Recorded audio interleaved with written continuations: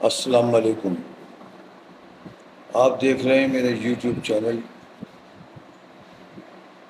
میں نصیر فاروق۔ اگر آپ کو ویڈیو پسند آئے تو بیل آئیکن کو کلک کریں، سبسکرائب کر کے شیئر کریں۔ آج ہم لانگ مارچ کے حوالے سے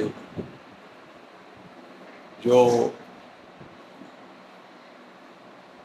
حکومت وقت امپورٹڈ گورنمنٹ جس کو نام دیا گیا ہے، وہ اس قدر ڈر اور خوف کا شکار ہے، اس قدر خوف زدہ ہیں، ان کا بس نہیں چل رہا کہ وہ ایک چھوٹے سے محدود اسلام آباد جو 27 کلومیٹر کا وہ اس میں ان کی حکومت اس وقت قائم ہے، وہ پورے پنجاب سے پتہ نہیں کہاں سے 1100 کنٹینر انہوں نے لا کے پورے اسلام آباد کو سیل کر دیا ہے، اور ایک ہفتے کی بچوں کے اسکول کی چھٹیاں اناؤنس کر دی ہیں۔ موبائل فون بند کر دیے جائیں گے جس دن کال کا نوٹس آئے گا، اور اس کے علاوہ اس لانگ مارچ کو ناکام بنانے کے لیے، جو کہ پہلے کبھی نہیں ہوا، انہوں نے ڈرون اور ہیلی کاپٹروں کا انتظام کیا ہے جس سے یہ ربر کی بلیٹ اور آنسو گیس کے شیل وہ اس پرامن لانگ مارچ کے اوپر چلانے کا ارادہ رکھتے ہیں اگر وہ اسلام آباد میں داخل ہونے کی کوشش کریں گے۔ دوسرے، شہر کا اسلام آباد کا پانی بند کرنے کا پروگرام ہے۔ ظاہر ہے اس وقت موسم اتنا ٹھنڈا نہیں ہے، مگر وہاں لوگوں کا جب ہجوم ہوگا تو اس سے گرمی ہوگی، اور گرمی کی وجہ سے جب آنسو گیس چلائی جائے گی تو وہ ظاہر پانی کا انتظام بھی نہیں ہوگا، کیونکہ گیلے کپڑے رکھ کے لوگ اپنے آپ کو سیو کر لیتے ہیں، تھوڑا سا آنسو گیس سے بچنے کے لیے اپنے آپ کو اس کو پہنچتے ہیں، پانی سے بھگو لیتے ہیں اپنے چہرے کو بھی، تو اس سے ذرا اثر کم ہوتا ہے اس کا آنسو گیس کا۔ تو یہ ان کے اتنے خوفناک ارادے۔ ادھر وہ فضل الرحمان، کل ان کا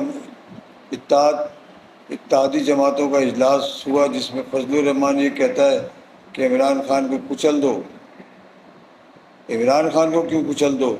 تم اگر نرغے میں آ گئے تو تمہیں کچل دیا جائے گا۔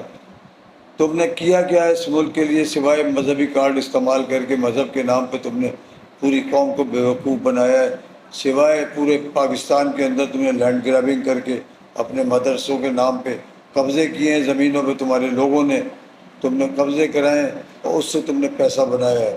تم نے گورنمنٹ کی ایک زمین جو ڈیڑھا اسماعیل خان کے اندر جس میں تم قابض ہو، وہ تمہاری نیب میں چل رہا ہے اس کا کیس۔ تو یہ ساری صورتحال ہے، اس میں یہ سارے سر جوڑ کے بیٹھے ہیں کہ ہم کیا کریں۔ ادھر وہ مریم نواز کل وایا قطر لندن ایک دن کا اسٹے تھا ان کا، وہاں ایئرپورٹ پہ ان کے ساتھ جو چترول کی ہے لوگوں نے، ایک صحافی نے ان سے سوال کا جواب دیا جس کا جواب دینے کے بجائے وہ لفٹ میں گھس کے بھاگ گئیں، لوگوں نے ان کا پیچھا کیا۔ اسی طرح لندن وہ آج پہنچ چکی ہیں، آج وہاں پہ بھی ان کا جو استقبال ہوا، نعروں سے چور چور کی آوازیں کسی گئیں، اور جس مشکل سے وہ اپنے باپ کے پاس پہنچی ہیں۔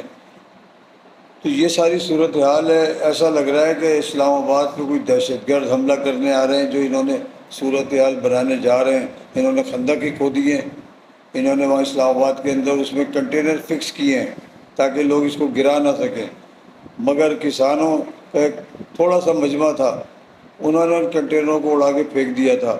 تو جب لاکھوں کا مجمع چاروں طرف سے آئے گا، یہ کتنے لوگوں کے اوپر ربر بلیٹ چلائیں گے، کتنے لوگوں کو شیل سے ڈرائیں گے، شیلنگ کر کے یہ اپنے آپ کو بچانے کی ہر ممکن کوشش کر رہے ہیں، مگر یہ بغیرت لوگ، ان کے سارے این آر او پورا کمپلیٹ ہو گیا، اور وہ کمپلیٹ کرنے کے بعد اب یہ ان کو شرافت سے حکومت چھوڑ دینی چاہیے تھی۔ جن مقاصد کے لیے یہ آئے تھے اور جس کے اس میں عمران خان کی حکومت کو گرایا تھا. اب ان کے مقاصد وہ پورے ہو گئے ہیں. مہنگائی تو صرف بہانہ تھا، اصل نشانہ عمران خان تھا جس کی حکومت کو گرانا تھا. تو وہ تو مقاصد ان کے تقریباً پورے ہو گئے ہیں. اب بڑے بھگوڑے فراری اور منی لانڈر اس کا مسئلہ رہ گیا ہے جو کہ سپریم کورٹ میں چل رہا ہے. وہ تو صادق الامین نہیں ہے. اس کے اوپر آج جج صاحبان کے ریمارکس بھی تھے. جسٹس اعجاز الحسن اور عمر عطا بنیال نے جو اس پہ ریمارکس دیے ہیں، وہ کیس چل رہا ہے اور آج بھی اس کیس پہ سماعت ہوئی ہے. اور اس کیس کے اوپر جو دلائل ہوئے ہیں، خواجہ حارث صاحب نے جو عمران خان کے وکیل ہیں انہوں نے دلائل دیے ہیں. تو اس کے بعد لگتا ہے ایسا ہے کہ یہ نیب قوانین، یہ بھی جو عدلیہ ہماری معزز عدلیہ ہے وہ اس کو اڑا کے رکھ دے گی. اور انشاءاللہ جو پرانا نیب کا جو قانون ہے وہ بحال ہوگا. اور انہوں نے جتنے کیسز اپنے 2 نمبری اور فورجری سے ختم کیے ہیں اور ان کی جگہ نئے قوانین کو لے کے آئے ہیں جو کہ سمجھ نہیں آتا. اس میں ایسے ایسے بلنڈر انہوں نے کیے ہیں. جتنے نکات ہیں آپ اس کو دیکھیں آپ کہ اس میں 50 کروڑ سے نیچے کا اگر وہ ہے تو اس کو اجازت ہے کہ وہ جتنا چاہے فراڈ کرے. 50 کروڑ تک وہ اس کو چھوٹ ہے. پھر نیب کے لوگوں کو یہ اختیار وہ ہے، پابند کیا گیا ہے اس نیب کے قانون میں کہ وہ تحقیقات کرے. مقصد ایم ایل پی اپارٹمنٹ جو ہے اس کو ثابت نیب کرے گی. ملزم جس کی وہ جائیدادیں ہیں وہ نہیں بتائے گا کہ یہ کہاں سے آئیں، بلکہ نیب ثابت کرے گا. اور اگر وہ ثابت نہیں کر سکا اور کیس اور اس کو تو وہ اس کو 5 سال کی سزا اس میں رکھی گئی ہے. یہ ایک مثال کی بات ہے. اگر اس قسم کی جو کیسز نیب کے اندر چل رہے ہیں تو اگر وہ ثابت ان کو کرنا ہوگا، بجائے اس کے کہ چور ثابت نہیں کرے گا. چور تو اپنے منہ سے کچھ نہیں بولے گا، اس کو صرف اتنا ہے کہ وہاں پیش ہوگا، اس کو نیب ان کے تحقیقات کرے گی، انکوائری کرے گی. اگر وہ ثابت نہیں کر سکی، اب اس میں تو ظاہر ہے کہ نیب کے یہ جو ایم ایل پی جو نواز شریف نے جو جس محلات میں رہ رہا ہے وہ محل، وہ مریم تک سے جب پوچھا گیا تھا تو اس نے کہہ دیا ہمارے تو پاکستان میں کیا لندن میں کیا، وہی پاکستان میں کوئی جائیداد نہیں ہے. بعد میں ثابت ہوا کہ یہ نہیں چوروں لٹیروں کی جائیدادیں جو کہ غریب لوگوں کا خون پسینے کی کمائی لوٹ کے یہاں سے لے گئے منی لانڈرنگ کر کے. تو یہ انہوں نے ظاہر ہے اس کے آج تک اس کے ثبوت نہیں دے سکے. اس کی منی ٹریل آج تک ان سے مانگی گئی، وہ نہیں دی. تو وہ جس کیس میں نائل ہوئے ہیں، ایک اس میں کیا کہتے ہیں نواز شریف جنہوں نے کیا کہتے ہیں جس میں وہ نائل ہوئے، ان کے اوپر کیس یہ ہے کہ وہ انہیں صادق اور امین نہیں ہے. اس کیس کے مطابق ان کے اوپر چوری ثابت ہوئی ہے، ان کے اوپر چوری ثابت ہوئی ہے اور وہ یہ ثابت نہیں کر سکے کہ یہ کبھی انہوں نے کتری خط پیش کیا عدالت میں، کبھی ایک حلف نامہ داخل کیا جو کہ جھوٹا اور فیک تھا. یہ ساری چیزیں انہوں نے کوشش کی کہ ہم کسی طریقے سے اس چنگل سے نکل جائیں. مگر آج عدلیہ کے جو ریمارکس تھے اس میں صادق الامین پہ جو ریمارکس پاس ہوئے ہیں تو اس پہ نواز شریف صاحب کا یہ کیس ہمیں نہیں لگتا. اب باقی عدلیہ کا جو بھی فیصلہ ہو، مگر جو دلائل اور ریمارکس وہاں سے جو آئے وہ یہ بتا رہے ہیں کہ اس میں نواز شریف کا بچنا بہت مشکل ہے، جو کہ وہ خواب دیکھ رہے ہیں بچنے کے. اسی طرح فیصل واڈا کا بھی مقدمہ چل رہا ہے اسی نااہلی کے حوالے سے. اس میں الیکشن کمیشن نے ان کو تاحیات نااہل کیا تھا. کورٹ یہ کر سکتی ہے کہ انہوں نے ظاہر ہے ان کو کم سے کم 5 سال کی نااہلی کر دی. مگر جہاں صادق اور امین کا جہاں مسئلہ آتا ہے تو اس میں کورٹ نااہلی تاحیات ہوگی. اس کے علاوہ ہم کراچی کی پھر بات کریں گے. کراچی میں دن بدن روز واقعات اور جرائم پیشہ لوگوں نے جو یہاں پہ راج ان کا چل رہا ہے، ڈاکو راج ایک طرح سے کراچی کے اندر. کبھی کسی کے گھر میں گھس جاتے ہیں، کبھی کسی کے گھر میں ڈکیتی ہو رہی ہے، کسی سے اسنیچنگ کر رہے ہیں، کسی سے موبائل چھین رہے ہیں، کسی سے پیسے چھین رہے ہیں. کل بھی نارتاز آباد میں ایک واقعہ جو سامنے آیا، جو وہ واقعہ اس میں 2 لڑکے بائک پہ سوار تھے، انہوں نے وہاں پہ ایک موبائل چھینا، 20,000 روپے کیش چھینا. اس کے بعد وہ وہاں سے فرار ہو گئے.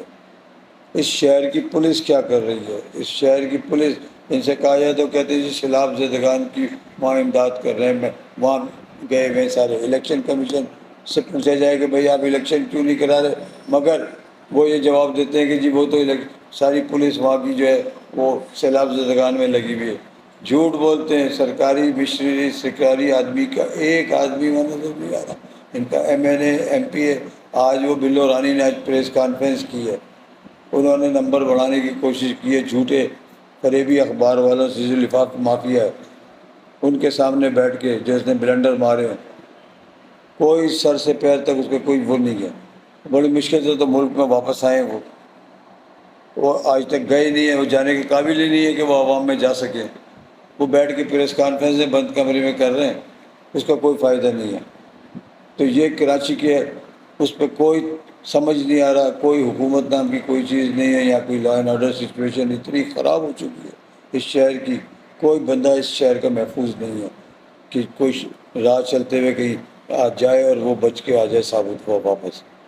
تو ہر آدمی پہلے جیسے حالات یہاں کے پیدا کیے جا رہے ہیں پری پلان اس شہر کے، اور انہوں نے لاکھ کوششوں کے باوجود اس شہر کے الیکشن، اس ملک کے الیکشن جو ضمنی الیکشن 16 اکتوبر کو ہونے جا رہے ہیں، یہ بہت مجبوری میں، حالانکہ یہ مقتدر اپنا یہ امپورٹڈ گورنمنٹ جو کہ نہ چاہتے ہوئے بھی مجبور ہو گئی، الیکشن کمیشن نے صاف انکار کر دیا کہ یہ الیکشن تو اب ہر حالت میں ہوں گے، کیونکہ ان کے پاس جواز نہیں ہے بھاگنے کا۔ حکومت یہ چاہتی ہے کہ ہم اس میں الیکشن سے ملتوی ہو جائیں کسی طریقے سے، مگر وہ الیکشن ملتوی نہیں ہوں گے، اور وہ الیکشن ہوں گے 16 اکتوبر کا بھی اور 23 اکتوبر کے بلدیاتی الیکشن بھی، جس میں ان کو اپنی شکست صاف نظر آ رہی ہے، کیونکہ یہ عوام میں ان کے پاس تو ان کے سپورٹ کرنے والے نہیں ہیں، وہاں پہ ان کے نکلیں گے کس کے پاس، ان کے پروپوزل نہیں ہے ان کے پاس نہیں ہے دینے والے، جو ان کے پروپوز کریں گے وہ تک ان کے پاس نہیں ہے۔ یہ کہاں سے الیکشن میں حصہ لیں گے اور کہاں سے یہ جیتیں گے؟